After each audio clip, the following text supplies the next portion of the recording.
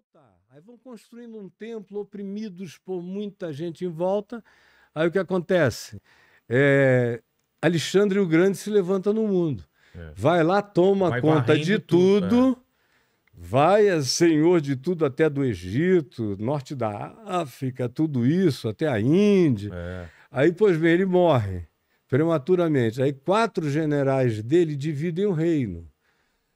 Cassandro, Lisímaco, Ptolomeu e Seleuco. Seleuco, que era pai da Cleópatra, tataravô da Cleópatra, ficou com o Egito. Aliás, os Ptolomeus ficaram com o Egito. E os Seleucos ficaram com a Síria e aquela região norte toda, a Arábia Saudita, ficaram com aquilo ali. E eles se inimizaram, os Ptolomeus no sul e os Seleucidas no norte, uns com os outros. Então Israel virou um campo de batalha que ficava no meio. No meio dessa... No cacete. Quando um ganhava, eles ficavam subjugados alternadamente. Ficaram assim 200 anos, quase 300, até que houve a revolta dos Macabeus, que eram os judeus que disseram: não chega, essa terra é nossa. Quando eles pensaram que tinham vencido, os romanos chegaram. Aí, cara... Aí ferrou, aí, caramba! Eles não chegaram a ter nem 60 anos de autonomia total. Os romanos chegaram, começa tudo outra vez.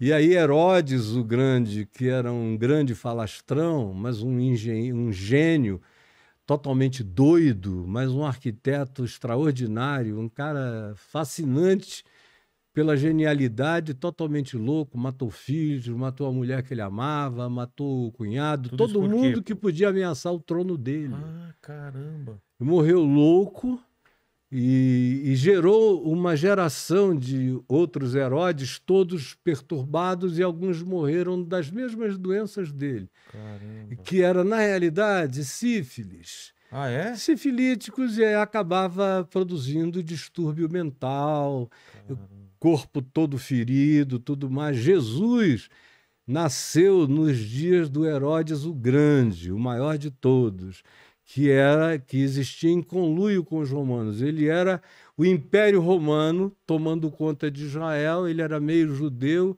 e meio gentil.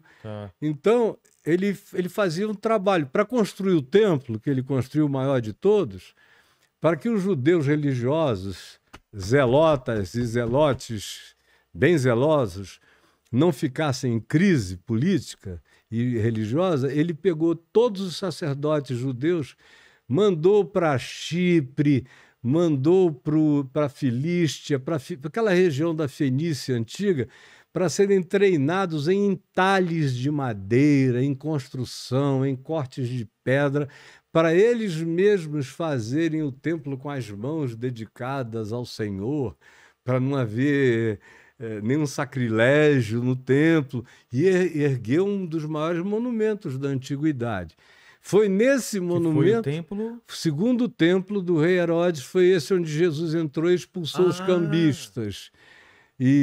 Mas ele tinha, qual era a crença do Herodes? O Herodes era a da conveniência. Ele não tinha uma... Não, ele aceitava o que propusesse, entre os romanos como romano, entre os judeus como judeus. Entendi. Era um político. Ele era absolutamente centrão. Era o centrão de hoje era ele, caramba. Era ele. E tinha uma profecia que Jesus estava para nascer. Não é com ele que ele manda matar os quando vieram os caras da Pérsia, os magos do Oriente, que eram de fato astrólogos, astrônomos, naquele tempo... Não eram reis, então, eram... Não, eles eram sábios. Cientistas. E por que reis? Porque astrologias... E não diz reis, isso aí já é tradição. Diz vieram sábios do Oriente. Nossa, a gente aprende que eram reis. Aí é historinha de escola dominical e outras coisas. Mas não, eram sábios. Eles vieram, não se diz o nome deles, os nomes que a eles são atribuídos é tudo coisa de tradição muito posterior. É como Melchior, Santa Claus, como Papai Noel, aquilo ali. Entendi. Mas eles, como astrólogos, astrônomos, que não se fazia diferença entre astrologia e astronomia na antiguidade, então eles vieram porque intuíram que aquela estrela, aquele astro celeste, ou aquele OVNI, não Ou aquele interessa. cometa. É aquele cometa, mas podia ser até OVNI. Que marcava Que levou, eles chegaram a um lugar aí em Jerusalém. Aí ele falou, escuta, onde é que vai nascer o rei dos judeus? Perguntaram a Herodes, Ah, é? que é esse paranoico que matava mulher, filhos e tudo, o cara Se ele disse, matava o pessoal da própria família, você acha que ele vai correr o risco de ter um moleque que vai crescer e tirar o poder dele? Aí ele disse, que me digam onde é que eu queria adorar esse menino. Voltem aqui. Aí os caras foram 5 quilômetros depois, chegaram à aldeia de Belém. Era aquela história do censo que César Augusto tinha mandado fazer para saber qual era o tamanho do Império Romano, saber com quantos ele contava para tudo. E até para, como censo entre nós. Você precisa dele para economia, para guerra, para plantio, para tudo.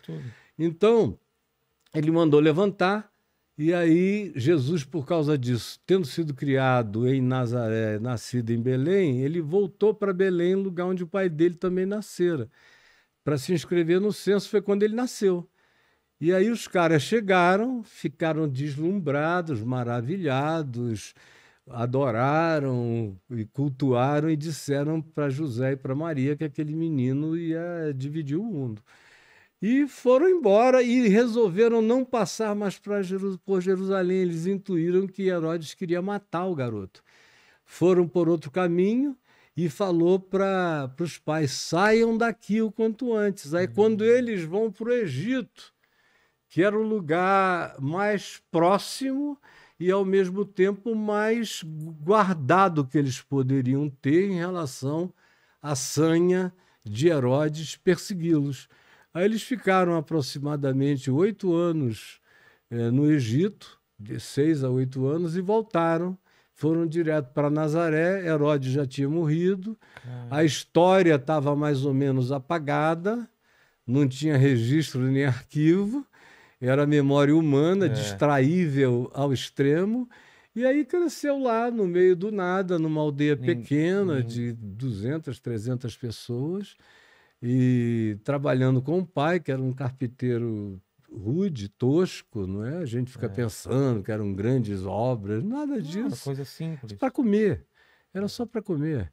E aí depois ele desaparece nas narrativas. É isso que é estranho, né? Tem um período que ele desaparece. Dos 12 aos 30, que é onde surgem os lapsos com histórias de que ele pegou uma caravana de mercadores, foi bater na Índia. Primeiro ele sentou com o pessoal de Zoroastro, depois ele foi entrando na Índia, aí ele dialogou com os brahmanes, com todo, e aonde ele chegava, indiferentemente do nível de religião, sempre tinha político religioso querendo acabar com ele.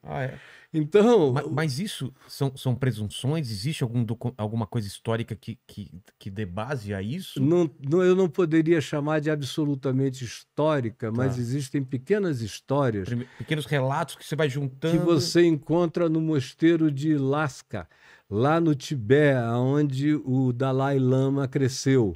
Tem algum registro de alguma figura parecida com... Chamada Issa. Sei. Na mesma época, apareceu Issa, que é Jesus em árabe. Caramba! Apareceu Issa entre nós. Aí essa narrativa que foi descoberta por um repórter inglês no século XIX, ele limpou tudo, juntou tudo. É um livro interessante de ler. Dá uma boa ficção. Porque não muda Jesus. Aonde ele chega, mesmo jovem, ele é um problema onde ele chega.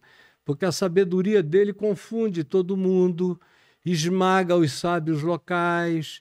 Era aquela simplicidade vertiginosamente esmagadora. Devia ter um carisma poderoso, curava pessoas, com uma descrição, desaparecia dos lugares porque não queria publicidade.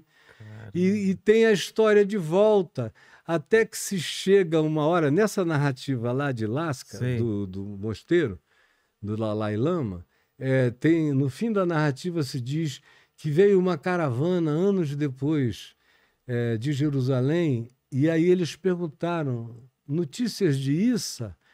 Aí o pessoal disse tragédia. Os líderes judeus religiosos, enciumados, com ódio, com medo de que ele, sem nada, tomasse o lugar de todos, mudasse toda a natureza da espiritualidade judaica, o crucificaram, fizeram os romanos crucificarem-no por uma questão de natureza teológica, que não tinha nada a ver com os romanos, nem os romanos queriam. Mas, para agradar aos líderes religiosos, Pôncio Pilatos o matou. Líderes judeus. Os líderes judeus. Que doideira. E aí... Porque para o Império Romano não era bom crucificar ele e gerar talvez uma revolta. E o que não gerou a revolta foi a ressurreição. Porque como ele ressuscitou e apareceu para todos os seus discípulos, os discípulos entraram num estado de euforia consolada. Ninguém matou Jesus. Ele está aqui, é mais poderoso agora do que quando andava encarnado entre nós. Mas eles contam essa história de volta lá em Lasca e acrescentam, no entanto, os que andavam com ele, e não eram poucos, inclusive um grupo de mais de 500 pessoas, comeram e beberam com ele simultaneamente, no mesmo dia, na mesma hora, passavam o dia inteiro com ele. Quantas pessoas? 500. Não dá para você dizer que foi alucinação coletiva, que nada disso, que às vezes eu vejo aí o pessoal tentando fazer uma hipersimplificação que a ciência não corrobora. Ninguém sofre uma alucinação, 500 pessoas não sofrem um dia inteiro de uma alucinação coletiva, nem são as 3 meninas de Fátima. Não é uma aparição momentânea. Não, é concreta, pega em mim. Quebrava, cortava o pão e distribuía, servia o vinho, conversava com cada um. Foi um negócio de uma factualidade absolutamente irrefutável para eles. A prova disso, diferentemente do que diz esse livro aqui, por isso que ele é útil e inútil. Porque ele minimiza isso? Ele quase que acaba com tudo. E aí você pergunta para ele, com base em que? Só ilações dele.